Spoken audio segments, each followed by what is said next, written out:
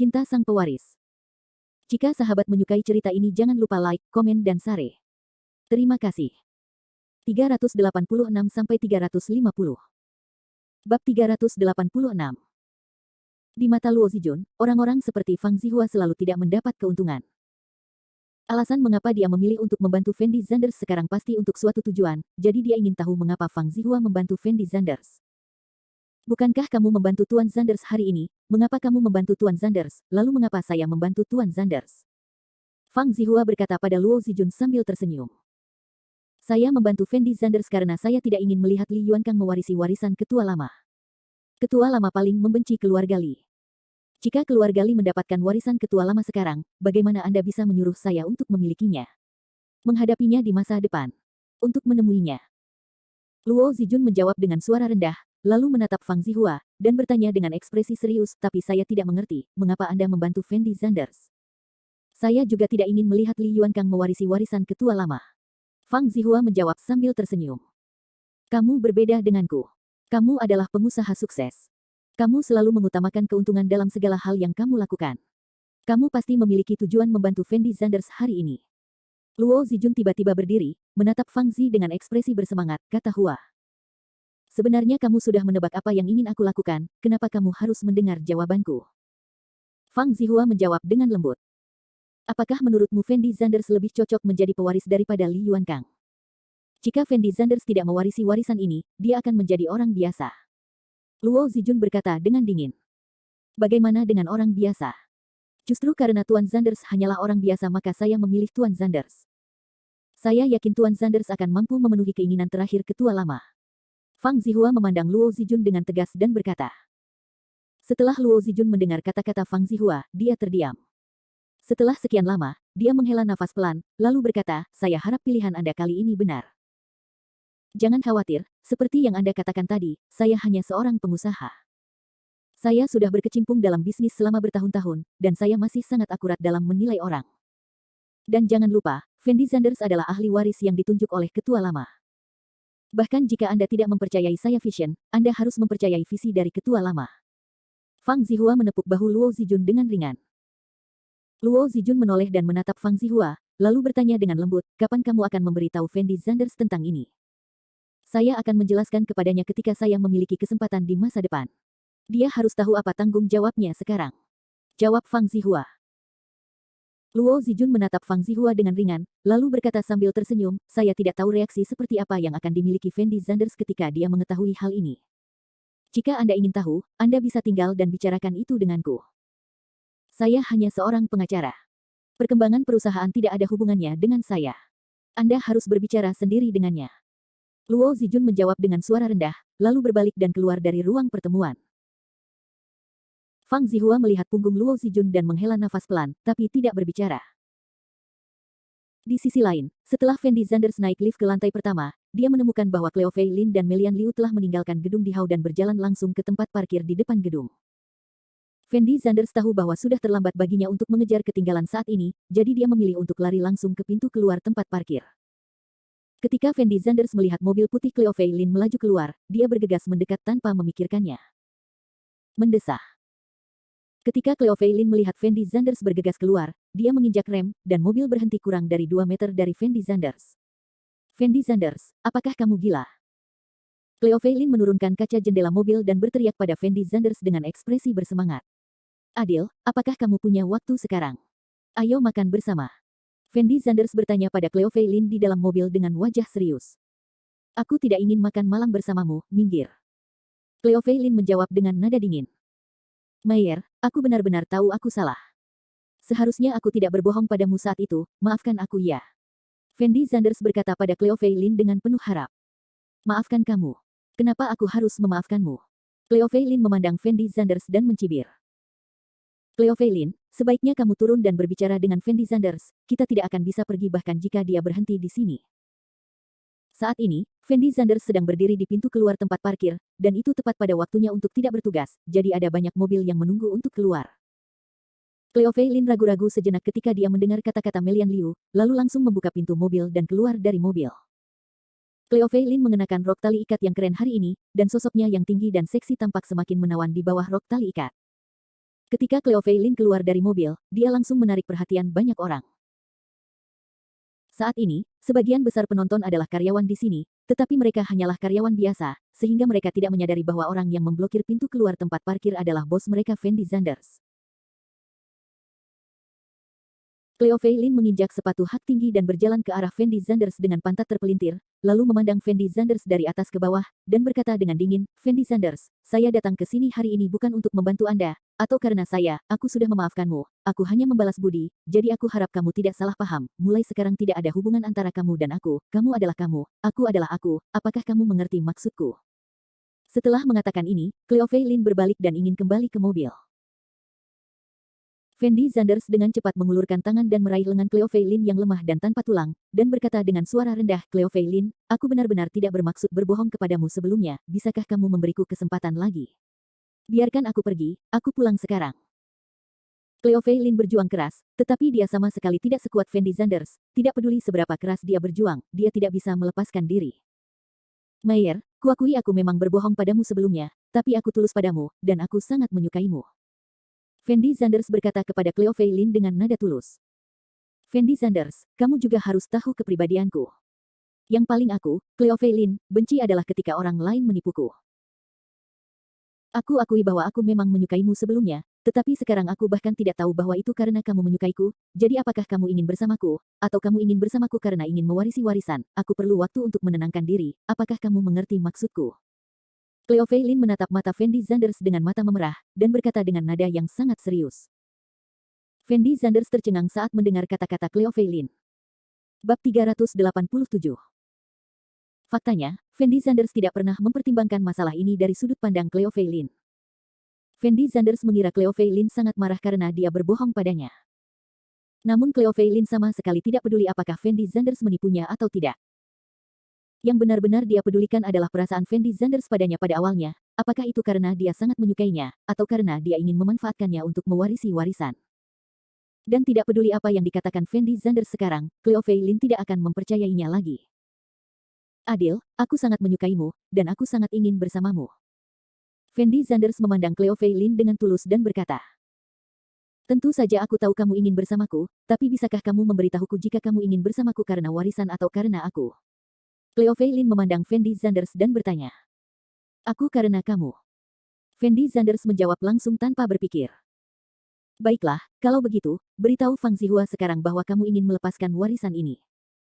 Selama kamu bisa melepaskan warisan ini, aku akan segera setuju untuk kembali bersamamu, bagaimana?" Cleo Fei Lin berhenti meronta, dan dengan lembut berteriak pada Fendi Zanders. Setelah Fendi Zanders mendengar kata-kata Cleo Fei Lin, dia membeku di tempatnya lagi, jejak keterikatan muncul di matanya. Dan Cleo Fei Lin segera menyadari keterikatan ini, dan berkata dengan suara dingin, "Fendi Zanders, kamu bilang kamu mencintaiku, tetapi ketika aku memintamu untuk menyerahkan warisanmu, kamu masih berjuang, yang berarti kamu tidak memiliki cinta sama sekali.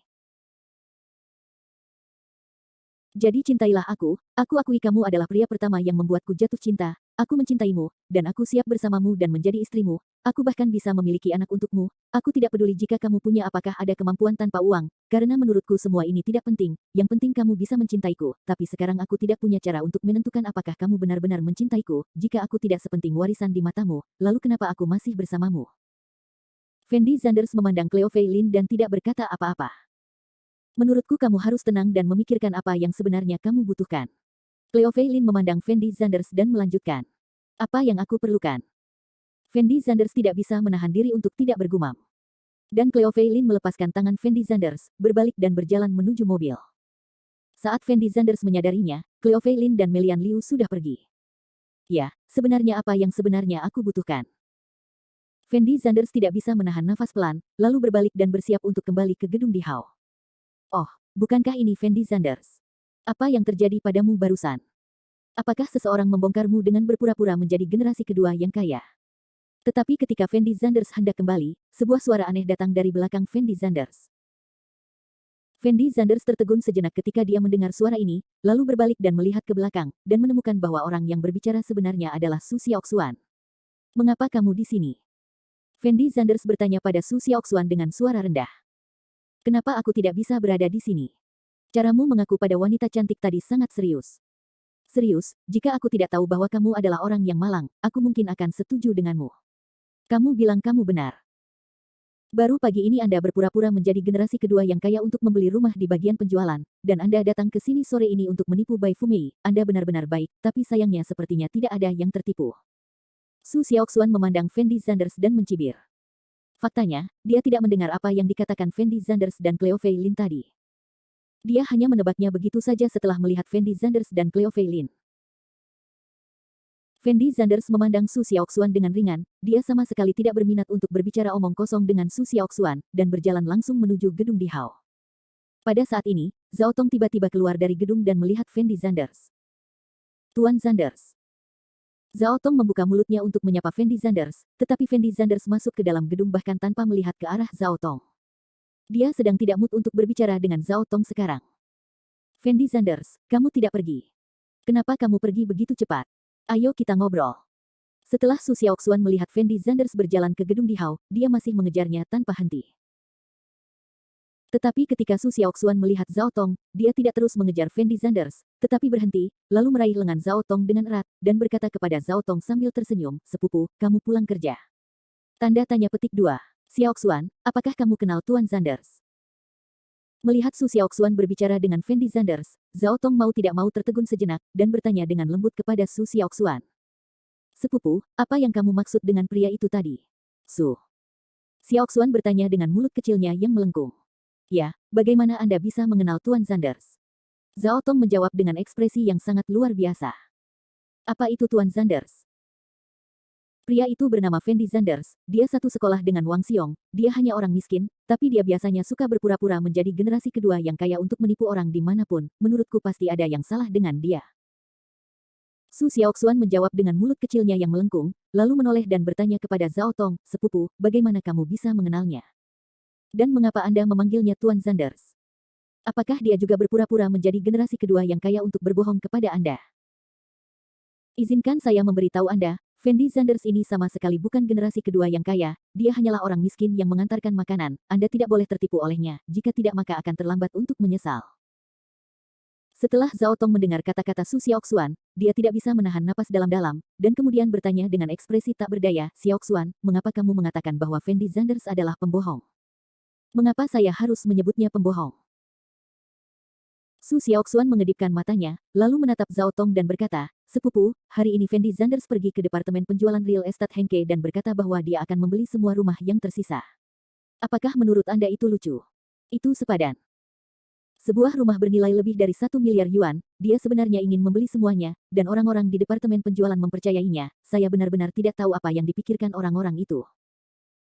Zhao Tong memandang Su Xiaoxuan dan tersenyum tak berdaya, dan tidak bisa menahan diri untuk berpikir, apalagi sebuah rumah di departemen penjualan, Fendi Zanders mungkin mampu membeli semua rumah di kota Jiangcheng.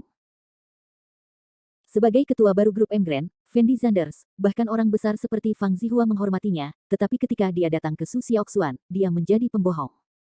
Zhao Tong tidak tahu bagaimana menjelaskannya kepada Su Xiaoxuan. Tapi Zhao Tong juga orang yang pintar. Dia tahu bahwa Fendi Zanders tidak suka mengungkapkan identitasnya, dan Fang Zihua juga telah menjelaskan hal ini, sehingga hanya sedikit orang di Emgrand Group yang akan menyebutkan identitas Fendi Zanders.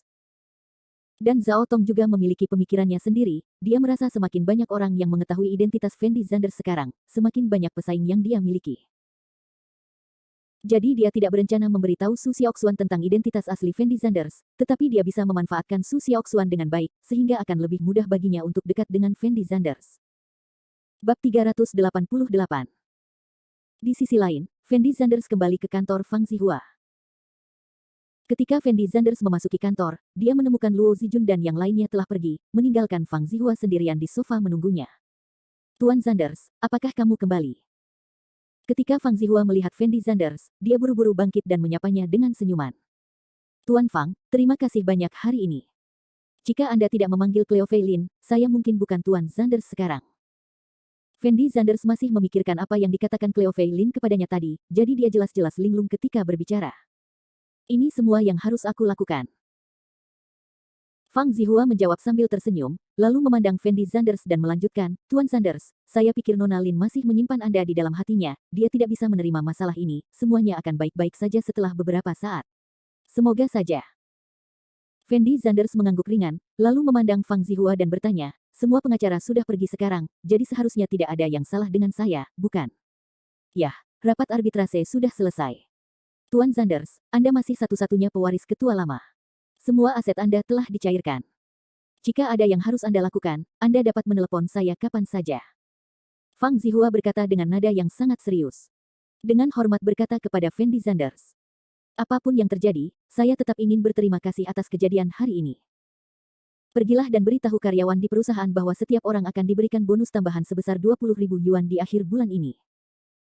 Fendi Zanders memandang Fang Zihua dan berkata tanpa ekspresi. Faktanya, setelah kejadian hari ini, Fendi Zanders tidak lagi begitu menghargai uang, karena Fendi Zanders siap kehilangan semuanya tadi malam, namun saat ini dia mendapatkannya kembali, namun dia tidak merasa bersemangat dan bahagia sama sekali. Di dalam hatinya. Bersemangat, seperti yang dikatakan Cleo Fei Lin, sekarang Fendi Zanders mungkin tidak tahu apa yang diinginkannya. Oke. Fang Zihua mengangguk dengan cepat. Tapi Fendi Zanders menatap Fang Zihua dengan ringan, dan bertanya dengan nada ragu, ngomong-ngomong, kamu belum menjawab pertanyaanku, mengapa kamu membantuku? Fendi Zanders tidak dapat memahami masalah ini sepanjang waktu, karena Fang Zihua tidak punya alasan untuk berdiri dan membantunya dalam situasi saat itu, karena pada akhirnya tidak ada yang tahu siapa yang dapat mewarisi warisan. Merupakan pilihan terbaik bagi kedua belah pihak untuk tidak menyinggung karakter orang. Tapi reaksi Fang Zihua kali ini tidak seperti biasanya, dan dia tidak ragu menyinggung orang seperti Li Yuankang demi Fendi Zanders. Tahukah Anda, berdasarkan situasi saat itu, peluang Li Yuankang untuk menjadi ahli waris pasti jauh lebih tinggi daripada peluang Fendi Zanders, jadi Fendi Zanders tidak pernah bisa memahami mengapa Fang Zihua melakukan ini. Setelah Fang Zihua mendengar kata-kata Fendi Zanders, dia tidak dapat menahan diri untuk tidak melihat ke arah Fendi Zanders, dan kemudian berkata dengan lembut, Tuan Zanders, sebenarnya, alasan mengapa saya membantu Anda hari ini bukan karena tujuan apapun, tetapi karena menurut saya kamu dia adalah orang yang paling cocok untuk mewarisi warisan ini. Saya orang yang paling cocok untuk mewarisi warisan ini. Fendi Zanders tertegun sejenak ketika mendengar kalimat ini, dan kemudian bertanya dengan sedikit bingung, apa yang Anda maksud dengan kalimat ini? Awalnya, aku berencana memberitahumu masalah ini setelah kamu lulus dari universitas, tapi aku tidak menyangka Li Yuankang akan terjadi, jadi aku hanya bisa memberitahumu sebelumnya sekarang. Fang Zihua berhenti sejenak, lalu memandang Fendi Zanders dan berkata dengan ekspresi serius, Tuan Zanders, sebenarnya, Anda tidak hanya mewarisi warisan, tetapi juga sebuah misi. Misi. Fendi Zanders memandang Fang Zihua di depannya, dan ekspresi wajahnya tampak semakin bingung. Benar, ini adalah misi untuk memenuhi keinginan terakhir ketua lama. Saya pikir Anda memiliki lebih banyak keberanian untuk mencapai ini daripada Li Yuankang, jadi saya akan melakukan yang terbaik untuk membantu Anda hari ini. Fang Zihua berkata. Fendi Zanders sedikit mengangguk. Mendengar ini, Fendi Zanders tidak bisa menahan diri untuk tidak menatap Fang Zihua, lalu mengerutkan kening dan bertanya, tidak, sebenarnya misi apa yang kamu bicarakan ini? Kontrak tersebut menetapkan bahwa saya menikahi Cleo Fei Lin sebagai istri saya. Selain itu, sepertinya Anda tidak menyebutkan hal lain, kan? Tuan Zanders, Anda tidak perlu terlalu gugup. Saya tidak meminta Anda melakukan apa yang saya katakan. Anda dapat memilih apakah akan melakukannya atau tidak. Itu tidak akan mempengaruhi kualifikasi Anda untuk mewarisi warisan. Aku hanya memberitahumu tentang hal itu. Fang Zihua berkata dengan lembut kepada Fendi Zanders. Fendi Zanders ragu-ragu sejenak, lalu bertanya pada Fang Zihua tanpa ekspresi, katakan saja padaku, ada apa? Tuan Zanders, saya tidak tahu apakah Anda pernah mendengar tentang Yayasan Rockefeller. Fang Zihua memandang Fendi Zanders dan bertanya. Yayasan Rockefeller. Fendi Zanders berpikir sejenak setelah mendengar nama itu, lalu menggelengkan kepalanya dan berkata, saya belum pernah mendengarnya. Konsorsium Rockefeller disebut dengan Rockefeller. Ini adalah grup investasi skala besar yang didirikan oleh ketua lama di luar negeri. Baik internasional maupun domestik, pengaruh Rockefeller sangat menakutkan. Di saat yang sama, masih banyak barang mewah internasional. Pemegang saham pengendali sebenarnya dari merek tersebut.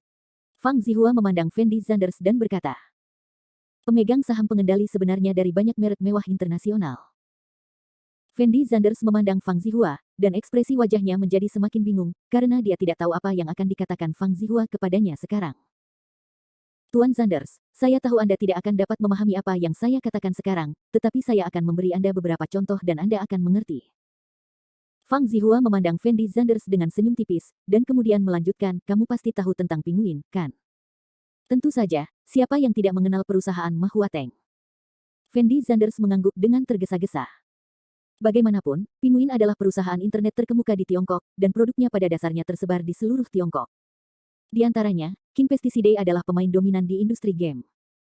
Meskipun Fendi Zanders biasanya tidak menghabiskan banyak waktu online, dia tidak sebodoh itu sehingga dia bahkan tidak tahu tentang Penguin.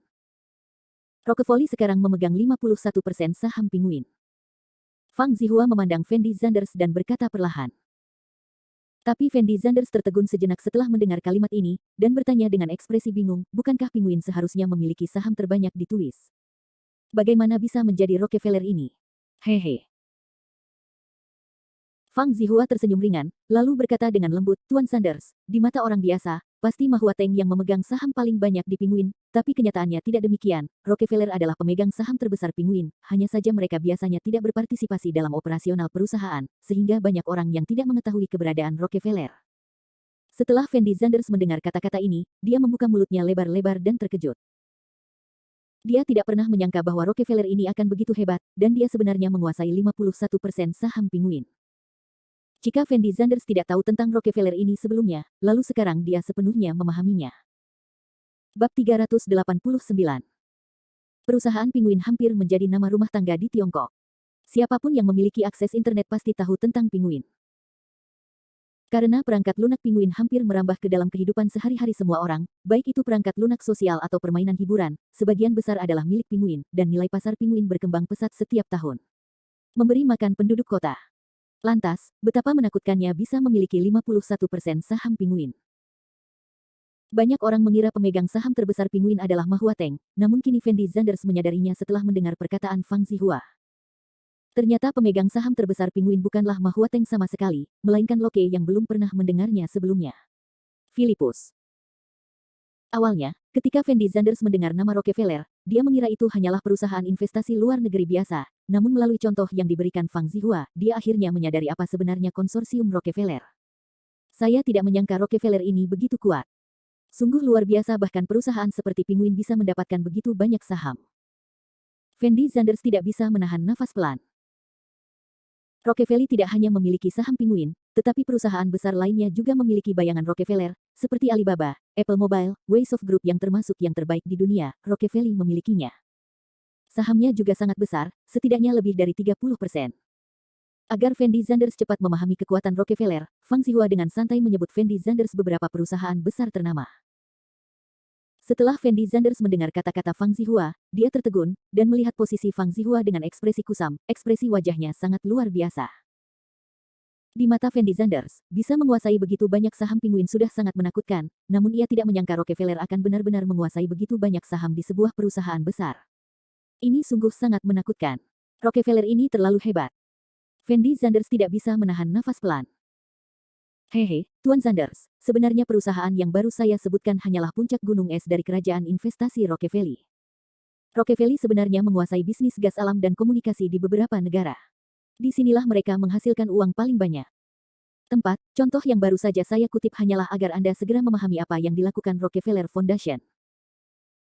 Fang Zihua memandang Fendi Zanders dan berhenti sejenak, lalu melanjutkan, sederhananya, konsorsium Rockefeller sebenarnya tidak menjalankan proyek apapun. Mereka hanya bertanggung jawab atas investasi, tetapi tidak berpartisipasi dalam operasi perusahaan. Misalnya Penguin sebagai contoh, misalnya ketika Mahua Teng mendirikan Penguin Company, orang-orang Rockefeller akan berinisiatif mencari Mahua Teng, berinvestasi di perusahaan tersebut, membeli saham perusahaan tersebut, dan kemudian meminta bos Penguin untuk menjalankan perusahaan tersebut. Jika Penguin menghasilkan uang, maka Rockefeller juga akan menghasilkan uang. Jika Penguin kehilangan uang, Rockefeller akan mempertimbangkan apakah akan terus berinvestasi, dan jika dia tidak berinvestasi, dia akan memilih untuk menarik modalnya. Sungguh tidak mudah bagi Rockefeller untuk berinvestasi begitu banyak perusahaan yang kuat. Fendi Zanders memandang Fang Zihua dan mendesah pelan. Alasan pertama Rockefeller kaya, dan alasan kedua adalah visi Rockefeller bisa dikatakan yang terbaik di dunia. Fang Zihua berkata perlahan.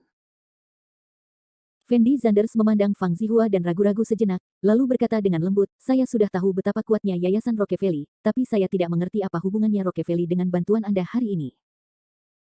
Fang Zihua memandang Fendi Zanders dari atas ke bawah, lalu berkata sambil tersenyum, Tuan Zanders, tahukah Anda siapa yang menciptakan Rockefeller ini?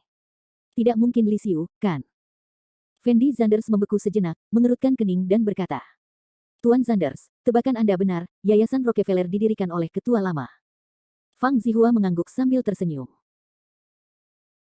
Ada kilatan keterkejutan di mata Fendi Zanders, dan dia bertanya dengan ekspresi agak bersemangat, lalu sejak Yayasan Rockefeller didirikan oleh Li Xiuqian, saya sekarang mewarisi warisan Li Xiuqian, yang berarti Rockefeller ini sekarang menjadi milik saya. Baik. Fendi Zanders tidak terlalu tertarik dengan bisnis Li Xiu yang lain. Bagaimanapun, dia tidak cocok untuk bisnis, tetapi jika Fendi Zanders bisa menjadi bos dari konsorsium besar ini, dia masih sangat senang. Bagaimanapun, Rockefeller mengendalikan Pinguin Ali. Perusahaan seperti Baba yang dapat dihubungi Fendi Zanders dalam kehidupan sehari-harinya. Selama Fendi Zanders berpikir bahwa dia bisa menjadi pemegang saham utama perusahaan Pinguin, dia akan merasa sedikit bersemangat hanya dengan memikirkannya. Rockefeller Foundation tidak ada hubungannya denganmu sekarang.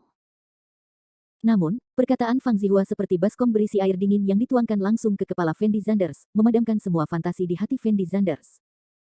Tidak, bukankah kamu baru saja mengatakan bahwa Yayasan Rockefeller didirikan oleh Li Xiuqian? Karena didirikan oleh Li Xiuqian, dan saya adalah pewaris Li Xiuqian, bagaimana mungkin Rockefeller tidak ada hubungannya dengan saya? Fendi Zanders bertanya pada Fang Zihua dengan ekspresi yang sangat tidak berdaya. Memang benar Rockefeller didirikan oleh ketua lama, tapi itu terjadi beberapa dekade lalu. Sekarang Rockefeller tidak ada hubungannya dengan perusahaan kita. Fang Zihua berkata perlahan. Mendengar kalimat ini, Fendi Zanders sangat terdiam di dalam hatinya, mengerutkan kening dan berkata, karena Rockefeller ini tidak ada hubungannya dengan kita, lalu mengapa kamu memberitahuku begitu banyak? Tuan Zanders, jangan khawatir, dengarkan aku dulu.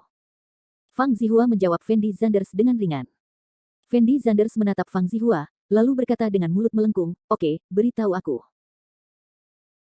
Tuan Zanders, Rockefeller ini memang didirikan oleh ketua lama pada awalnya, dan ketua lama jugalah yang memimpin Rockefeller dari perusahaan investasi kecil yang kurang terkenal menjadi salah satu perusahaan investasi terbesar di dunia saat ini. Bisa jadi mengatakan bahwa pencapaian Rockefeller saat ini sebagian besar disebabkan oleh pimpinan Li Xiuqian. Lalu apa? Fendi Zanders bertanya. Tapi kemudian ada pengkhianat di Rockefeller. Untuk mengambil Rockefeller dari ketua lama, mereka tidak segan-segan memasang bom waktu di pesawat pribadi ketua, tapi untungnya mereka ditemukan oleh pengawal di pesawat tepat waktu. Ketua tidak mati di pesawat, tapi selamat. Fang Zihua memandang Fendi Zanders dan berkata perlahan. Bab 390. Fendi Zanders memandang Fang Zihua di depannya, dan merasa apa yang dikatakan Fang Zihua kepadanya kali ini terlalu mengejutkan. Saya tidak menyangka ketua lama akan mengalami hal berbahaya seperti itu. Orang-orang di Rockefeller itu terlalu berbahaya. Fendi Zanders memandang Fang Zihua dan mendesah pelan. Untungnya, direktur lama diberkati dan ditakdirkan, dan dia tidak membiarkan para pengkhianat itu berhasil. Fang Zihua berkata dengan ekspresi agak marah. Demi membawa Rockefeller pergi, anak buah Li Xiuqian tak segan-segan memasang timing bom di pesawat Li Xiuqian hingga memaksa Li Xiuqian terjun dari pesawat. Meski pesawat pribadi Li Xiuqian saat itu memiliki parasut, karena Li Xiuqian sendiri bukanlah seorang skydiver profesional, ia mengalami luka parah saat akhirnya mendarat. Selain itu, ketika staf Rockefeller mengetahui bahwa Li Xiuqian belum mati, mereka sengaja menemukannya. Pembunuhnya datang dan terus membunuh Li Xiuqian, sehingga pada saat itu Li Xiuqian tidak punya cara untuk kembali ke markas Rockefeller, dan hanya bisa bersembunyi sementara di negara tersebut. Saat itu, Li Xiuqian tidak tahu siapa yang mengkhianatinya, sehingga tidak ada orang di bawahnya yang bisa menghubunginya. Li Xiuqian telah tinggal di luar negeri dan tidak punya teman di Tiongkok. Pada akhirnya, dia terluka parah, yang membuatnya semakin mustahil cari pekerjaan, jadi dia hanya bisa memilih untuk mencari nafkah. Pada saat ini, Cleo Fei Lin kebetulan bertemu dengan Li Xiuqian yang sekarat di Jiangcheng, dan mengambil uang saku untuk membelikan Li Xiuqian tiket pesawat. Itu sebabnya Li Xiuqian meninggalkan wasiat kepada Fendi Zanders bahwa dia harus menikahi Cleo Fei Lin sebagai istrinya. Tapi aku masih tidak tahu apa yang Li Xiuqian ingin aku lakukan. Fendi Zanders ragu-ragu sejenak, dan mau tidak mau berkata kepada Fang Zihua. Setelah ketua lama kembali ke Rockefeller, dia menemukan bahwa Rockefeller sudah dikendalikan oleh bawahannya. Saat itu, ketua lama bisa dikatakan tidak punya uang, dan para eksekutif yang setia kepada ketua lama juga semua dipecat, jadi Rockefeller bukan lagi ketua lama, dan ketua lama tidak memenuhi syarat untuk bertarung dengan orang-orang di Rockefeller. Pada akhirnya, ketua lama memilih untuk berkompromi.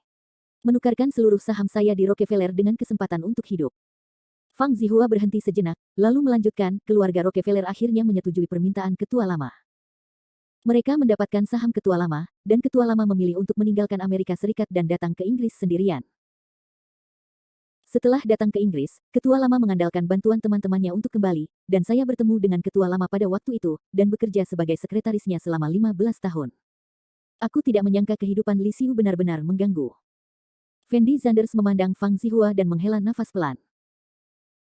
Yah, ketua lama itu diperas oleh keluarga Li ketika dia masih muda, jadi dia datang ke Amerika Serikat dan mendirikan Rockefeller sendirian, tapi dia tidak menyangka Rockefeller akan direnggut seperti ini setelah lebih dari 10 tahun.